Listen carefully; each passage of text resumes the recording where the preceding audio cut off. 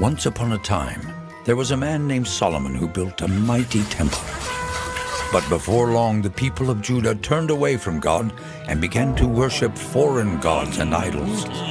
One day, God allowed the Babylonians to attack Judah and destroy the whole city, including God's temple. The people of Judah remained in captivity until one day, God raised up the prophet Haggai to inspire the people to get back to work, saying, "The time is now."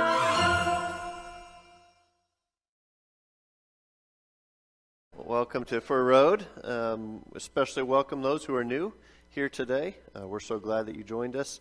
We're in week 3 of our once-in-a-lifetime experience of working through the book of Haggai, right? This may be the only sermon series that you ever hear on the book of Haggai, so you got to listen close. It's one of those books that we normally just kind of gloss over, and it's just a short 2-chapter book towards the end of the Old Testament, but God put it there for a reason, right? Just like any of the books, and we can learn from any book of the Bible if we know what we're looking for, and so I think God has some good things to say from the book of Haggai. You never know what you're going to learn each day, and so I wanted to share a few facts with you today to make sure that you go away, you learn something. Okay, this has nothing to do with the Bible, but hey. So here's a few random facts just for fun today. Did you know that when hippos are upset, their sweat turns red? Okay, did you know that? Did you know what a flock of crows is called? Anybody know? A murder. Good. See, some of you are with it. Did you know that the average woman uses her height in lipstick every 5 years? Okay. You might have to think about that one for a minute. Okay, yeah, that's a lot of lipstick. Did you know that during your lifetime you will produce enough saliva to fill 2 swimming pools? Cool stuff, huh? Did you know that in 2015 more people were killed from injuries sustained while taking selfies than were killed by shark attacks? Doesn't surprise you, does it? No. Did you know that heart attacks are most likely to happen on Mondays? I don't know. So be careful tomorrow. Did you know that a small child could swim through the veins of a blue whale? Okay, that's how big those veins are. Okay, I don't know why they'd want to, but they could, in theory. Did you know that you'll spend about 38 days brushing your teeth in your lifetime? So, 38 days wasted brushing. No. Did you know that the average person walks the equivalent of 2 times around the earth in their lifetime? Okay, so there you go. Somebody might ask you what the sermon was about today, and you'll say, I don't know, but I found out how much saliva I produce in my lifetime. So here we go, just a quick overview once again. The first Jewish temple was destroyed by the Babylonians under King Nebuchadnezzar. This was a huge blow to the Jewish people, and then for 5 decades they were in captivity. And if you remember, finally some of them were allowed to go back to Jerusalem to begin to rebuild their own lives and to rebuild the temple. And so they started doing that, and they started strong. They built the foundation of the temple. They built the altar, but then they faced some opposition, and they stopped working on the temple. They started working on their own houses. So for 14 years, they're doing their own thing. God spoke through the prophet Haggai, and he told the people to get back to work on the temple. He said, hey, the time is now. It's time to build the temple. And so they started building again, but they got discouraged pretty quickly, and it wasn't anything like the old temple that some of them had still remembered. And so as we pick things up this week, and we read between the lines of what was going on, it's kind of this. They were trying to do what God wanted them to do, but it wasn't going very well, at least in their minds. And they were trying to listen to God, but they just weren't making much progress. So is it really even worth it serving God and obeying God? And I think that sometimes we struggle with this too. I'm trying to do the right thing, but my life is still not turning out the way I wanted it to. And maybe you know some people who basically said, I tried going to church. I tried getting my life on track. I tried to do the right thing, but I still have problems, so I gave up. Maybe you've been there yourself at times in your life. And so, I'm trying to do the right thing for God, so why is God still letting these bad things happen to me? And so we kind of say, if God's not going to do his part, then I don't want to do my part. I'm not going to make these sacrifices if they aren't going to do me any good. And so we tend to kind of put conditions on our obedience to God. And so in your notes, here's the problem that I want to talk about, and it's the problem that the Jewish people were dealing with, and the problem is this: conditional obedience to God. God, I'm on board as long as you're doing your part and things start to go like I think they should go. Otherwise, I'm out. And so kind of two areas of conditional obedience. First one is this: I will obey as long as things are going my way. Okay? And if I'm going to make sacrifices for you, God, you better have my back here. My relationships better improve. My finances better improve. The pain I'm dealing with better go away. But if those things don't happen, then I might just have to walk away. Okay? God, you scratch my back, I'll scratch yours. Second area: I will obey as long as it doesn't cost me too much. Hey, let me illustrate here. Let's say you see a need, you feel like God wants you to help meet that need with whatever is in your wallet at the time. And so you say, okay, and you open up your wallet and there's $5. And you're kind of like, oh, good, I only had $5. So you give them the $5 and you walk away. But what if the same thing happened? You felt like you should meet a need and you had $100 in your wallet. And you're thinking, wait a minute, God. Okay, I just got paid. I got this cash out. I have these bills to worry about, and I earned this money. I worked hard for this, and so I can't do that much, God. And so basically, you're saying you have $5 obedience to God and not $100 obedience. Okay, and so if it costs me too much or makes me too uncomfortable, then I'm out. And what happens is you kind of start to develop selective listening with God. We hear God when we want to, but when it seems like too much, I'm sorry, I'm not sure if I'm hearing God right. Kids are really good at selective listening, right? If you're yelling for your kids, hey, I need some help with laundry or picking up, for some reason they can't hear you, right? But then if you could whisper, hey, we're going to go get ice cream. And they come running, right? So all of a sudden they can hear it. And we do that with God. We hear what we want to from God. And we even do that with Bible verses. There's verses we pick and choose that we like. We love verses like Jeremiah 29:11.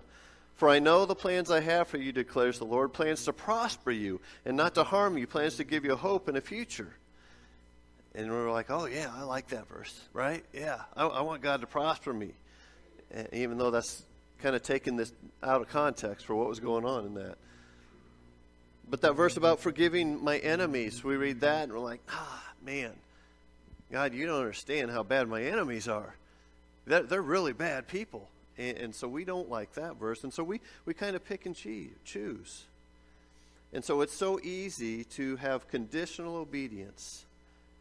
But here's the thing, the Bible has so much good stuff in there, but it's not full of just suggestions to consider from God, right? It's not like, oh man, I might think about that if I get around to it, but it's full of commands to obey, and these commands aren't designed to hurt us. They're designed to help us to live a life of fully loving God and following God. And so we're going to see here in Haggai how God describes the corruptive power of sin to his people. And the Israelites, they experienced this corruptive power of sin as a nation over several hundred years. And they turned away from God. They worshipped idols. Their hearts were hardened. And they were not fully committed to God. And so in our story in Haggai, they put God's job that he had given them on hold, and they started building their own fancy houses. And so Haggai asked them some questions, and they seem a little weird to us, but I'll explain in a minute. But so let's go to chapter 2, verse 12. If someone carries consecrated meat in the fold of their garment, and that fold touches some bread or stew, some wine, olive oil, or other food, does it become consecrated? The priest answered, "No." So what are they talking about here? Well, the priest, when he was going to make sacrifices with meat in the Old Testament, they would wear these long flowing robes, and they would actually take that meat and kind of wrap it in the robe to protect it as they were going to the altar. And so Haggai is asking if this robe, which is considered holy, if it rubs against something that was unholy, would the holiness rub off and make that thing holy? And the priest saying, no. Okay, no, it doesn't rub off. It doesn't work that way. It'd be like saying if I wash my hands really well and they're really clean, and then I touch something that is dirty, does it make that dirty thing clean? And of course it doesn't, right? No. And then he asks another question in verse 13. He kind of comes at it from the other way. Then Haggai said, if a person defiled by contact with a dead body touches one of these things, does it become defiled? Yes, the priest replied, it becomes defiled.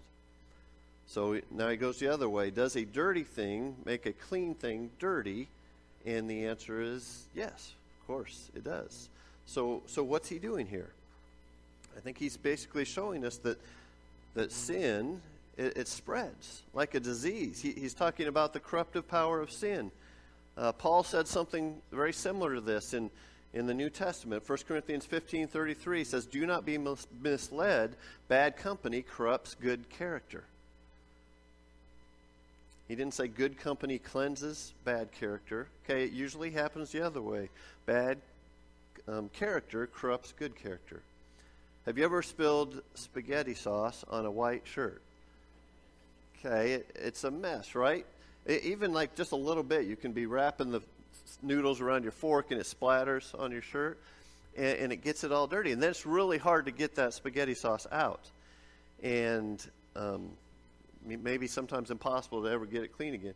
The truth is that I can spill food onto about any shirt and make it messy. I am a messy eater, and I have embarrassed my wife many times at restaurants. And in fact, I think just yesterday she said, "You amaze me. How do you do that?" And I don't know. It just happens. But I eat pretty fast, and so I get stuff messy. It's just the way I am. Okay. And popcorn. Any of you messy popcorn eaters? Yeah. See, when I eat popcorn, I'm going for it, right? Like I go the whole handful and get it, man. And none of this like little 2 pieces. I love my popcorn. No, you got to eat it, right?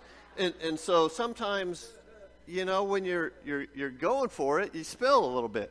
So it just happens. And you might as well enjoy your popcorn when you're eating your popcorn, and that's the way it's going to be, right? Okay.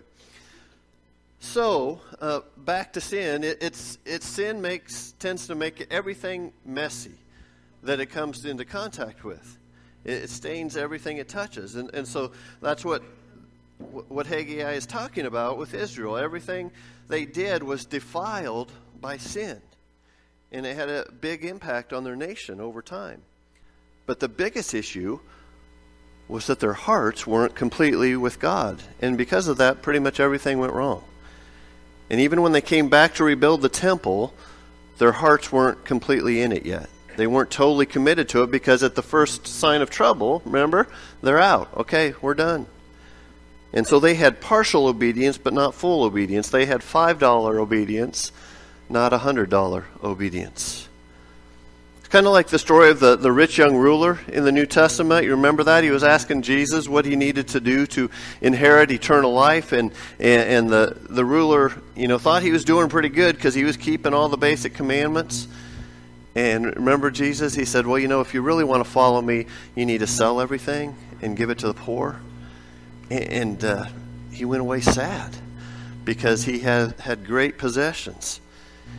And thinking, surely Jesus, you don't realize what you're asking me here. I have a lot. And so the rich young ruler, he had $5 obedience, but not $100 obedience. He was willing to partially obey God, but not fully obey him. And I think we do that a lot with American Christianity. We're on board as long as it doesn't hurt too much or maybe, change our lives in any way. But here's what we need to understand about our obedience to God. This is big. There's a ton of reasons why we should fully obey God, but I want to point out a couple of them today. First reason we should fully obey God is that He is worthy of our obedience, right? You know, we would not even be here without God. I mean, this whole world, the creation, everything, we are a part of His amazing creations. And sometimes I just marvel at the things I see. And you just say, wow, God did that. And you know, we would be lost forever without God's love for us. God made us to have free will. Okay, that's the way He chose to make us. The Israelites chose to rebel against God, and it cost them greatly. But all of us, the Bible tells us, have chosen to rebel against God. And without Jesus, we would be separated from God for all eternity. But because of God's love for us, He sent His Son to die for us, that we have the chance to be made right with God once again through Jesus. It's not automatic. He still gives us free will on whether or not to follow Him, and some choose not to. But then the cool thing, remember we talked about last week, when you do follow Jesus, we become the new temples of God, the dwelling place for God, and His glory shines through us.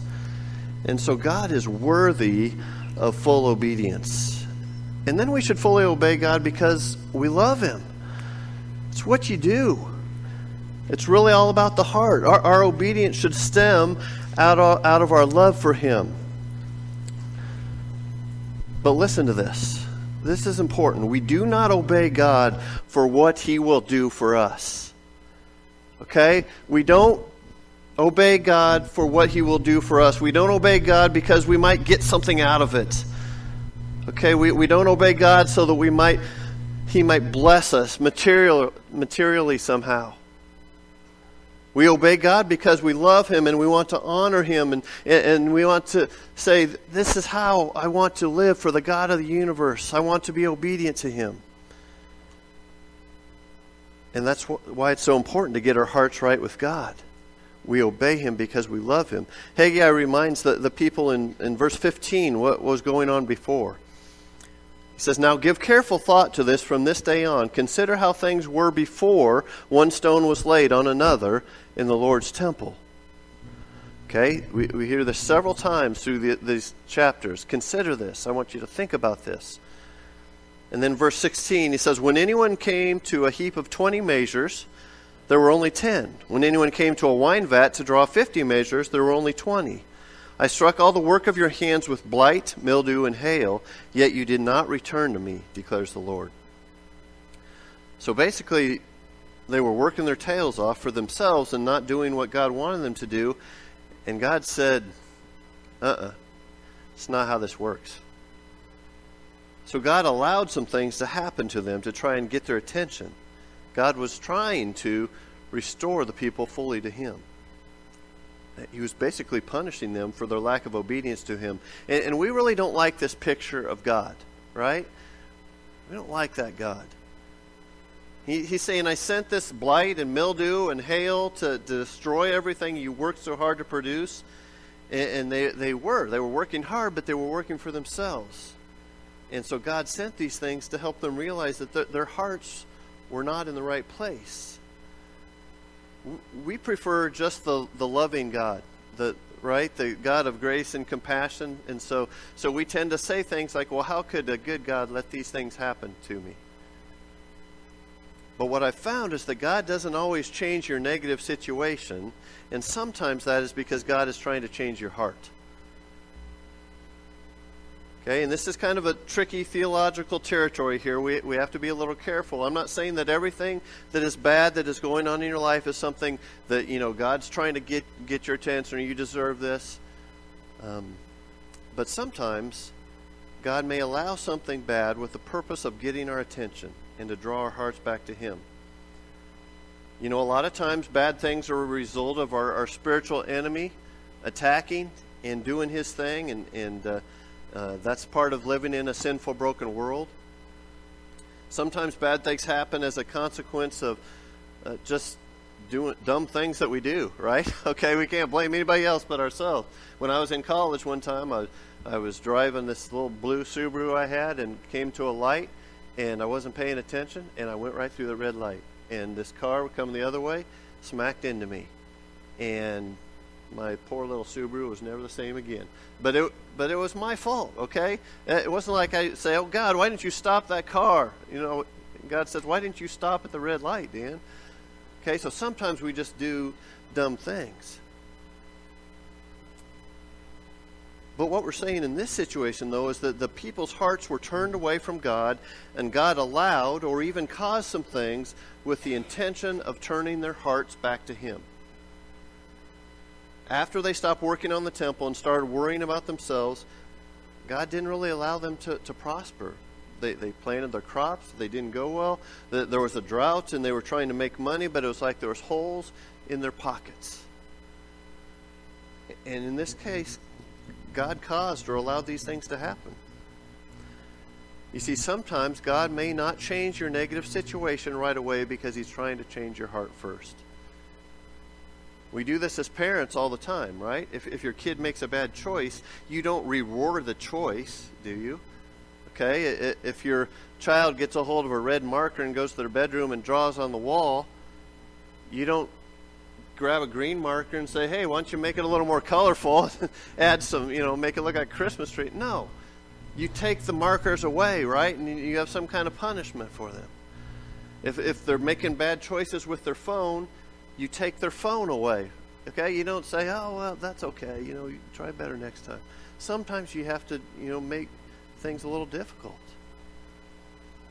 The Jewish people were making poor choices, so God was trying to get their attention. And God didn't have this elaborate plan that they had to do before He would bless them again. He didn't say, like, there's 52 hoops you need to jump through, and then I'll think about this. Remember the three things that He talked about? I want you to go up the mountain, bring down the timber, build my house. Okay? This is all your simple instructions that you need to do. And then last week we talked about being strong and doing the work that God puts before them. And then today God has this one more simple message. It says, more than anything else, I want your heart. I want your heart. That's still what God wants with us today. He wants our hearts. And so let me read a little more, and it's a little confusing, but I'll explain it, what I believe is going on. Verse 18. From this day on, from the 24th day of the 9th month, give careful thought to the day when the foundation of the Lord's temple was laid.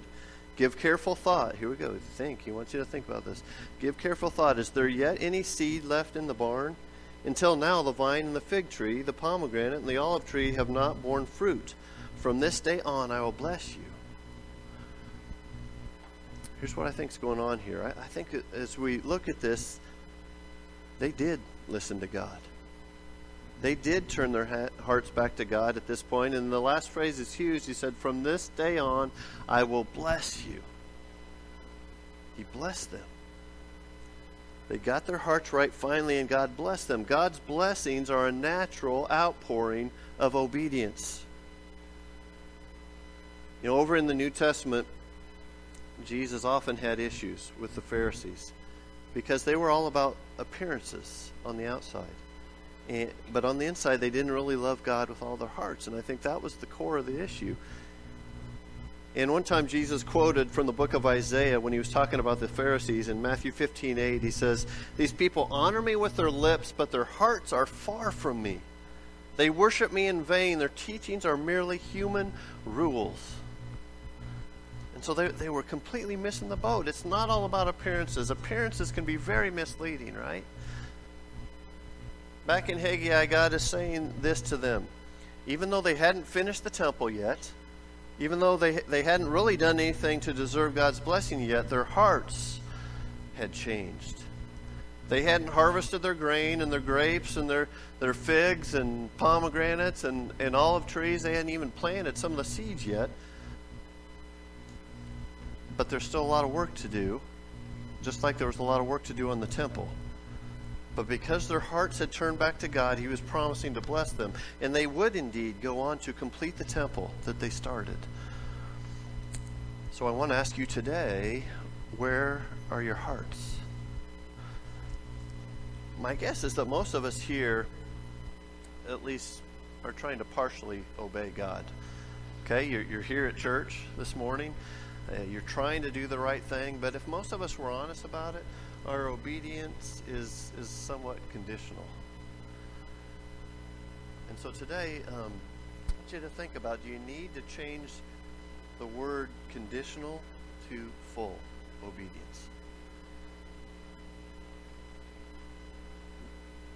This week I went to Helping Hands on Wednesday once a month. I go there. They like to have a pastor there as often as possible. And so I often pray with people or talk about them, what's going on. And there was a guy that came in and just really dirty, but he had a good attitude. I mean, just really positive person. I was talking to him. I took his groceries out, and he kind of explained the situation. He builds cars and lived down in Arkansas, and his landlord basically rented out his shop from under him. And he had 3 days to get out of his shop and really lost everything.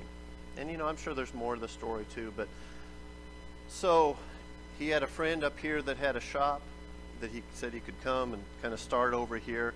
But at this point, he really didn't have anything. And so I had talked to him after and said, hey, can I get you anything else? And he just, no, I'm good. I'll be fine. But I've just been, over the next day, just praying about, okay, God, what's it look like to be fully obedient to you? And I was hesitant to tell this story because I don't want to look like I'm tooting my own horn, because there's oftentimes I fail. I don't fully obey God, but I think this time I got it right. So the next day I was driving along, and so he also said that he was sleeping on the floor of his shop. He didn't even have anything. And so I drove by a yard sale, and there was a mattress out there. And so I thought, well, maybe I could see if he wants that. And so I was going to go. I wasn't even sure where he lived, and I wasn't even sure if I remembered his name right. And so I was driving. It was on Joplin Street, and looking around, and I'm not sure where it's at. And I'm thinking, okay, I could go up to this place, but no, that's dumb. I'm going to go up there and knock on the door. And were you at Helping Hands, or do you know some guy? Blah blah blah. I'm thinking I'm going to look like an idiot, but it kept saying fully obedient, man, fully obedient. So I went to this place, and it was the right place. And so there he was. And so I started talking to him, and I said, hey, there's mattresses there. That'd be helpful to you?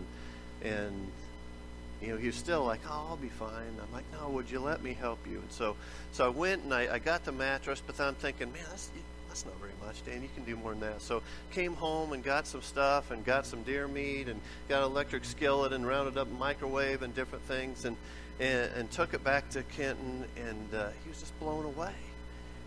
And just to see him, thinking, what, you really did this for me. So prayed with him, and had a great talk with him. As I'm leaving, I feel like God's saying, Dan, he doesn't have any money. And so I'm like, no, come on, God. So I said, okay. I looked, I have a $20 bill. So I go back and I said, Kenton, there's one more thing. I forgot I was wanting to give you some money. And I gave him the $20 bill, and it was just a beautiful thing. Just one time I got it right to fully obey God. And I don't know what that's going to look like this week. Sometimes I say no. I don't think but it's so important for all of us to live this life of saying, what can I do this week to be fully obedient to God? And it's going to look a little differently for different people. Joey told a story in Sunday school about helping somebody who the radiator exploded. And he was willing to, they went above and beyond to help this guy out. And so God, if we allow him, if we open our minds and our eyes to see and ask God, what does it look like to be fully obedient? He's going to give you some neat opportunities. And so I guess I asked the question today, are you ready to be fully obedient to God? It's not easy to do. It goes against our selfish nature. But don't you think God is worthy of our full obedience? And it, like I said, it's going to mean different things to different people. You know, for somebody here, it might mean that you need to get baptized. You've been partially following God, but you're ready to completely follow him in baptism. Maybe it means you're going to fully give your finances over to him, not just a little bit of leftover. Maybe it means you're just committing to daily walk with him. But you know what God is going to be putting on your heart. Are you ready to be fully obedient to God? Let's pray.